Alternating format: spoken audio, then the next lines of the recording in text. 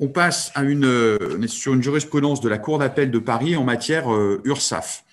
Il s'agissait de savoir si des frais dits d'entreprise qui étaient engagés par une société de nettoyage pouvaient bénéficier de l'exonération et donc pouvaient bien répondre à la définition des frais d'entreprise. Les frais d'entreprise ont été la doctrine de l'URSSAF, une circulaire ministérielle de 2003, les définit comme des sommes, des biens ou des services qui correspondent à la prise en charge qui relève de l'activité de l'entreprise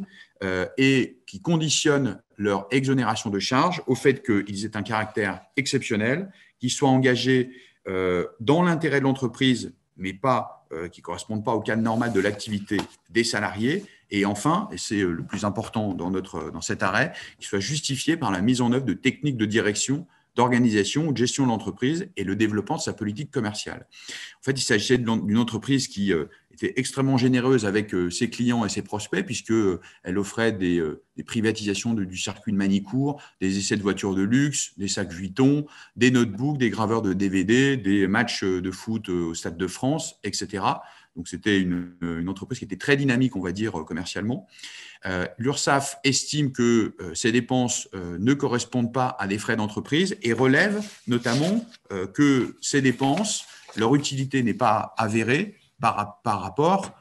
l'employeur n'amène pas la démonstration de l'utilité, c'est-à-dire de l'efficience de ces dépenses par le fait d'avoir pu décrocher des contrats commerciaux, etc. Or, l'URSSAF, si elle valide le redressement,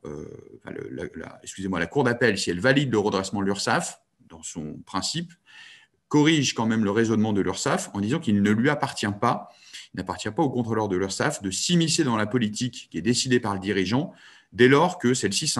s'ingère dans une politique commerciale, même si on peut raisonnablement juger que cette politique commerciale est malheureuse parce que trop généreuse ou en tout cas inefficiente. Donc ça peut être un élément qui est souvent visé par les contrôleurs URSSAF de dire ça ne sert à rien d'inviter les clients, c'est excessif. Eh bien, ce type de raisonnement est invalidé par la jurisprudence.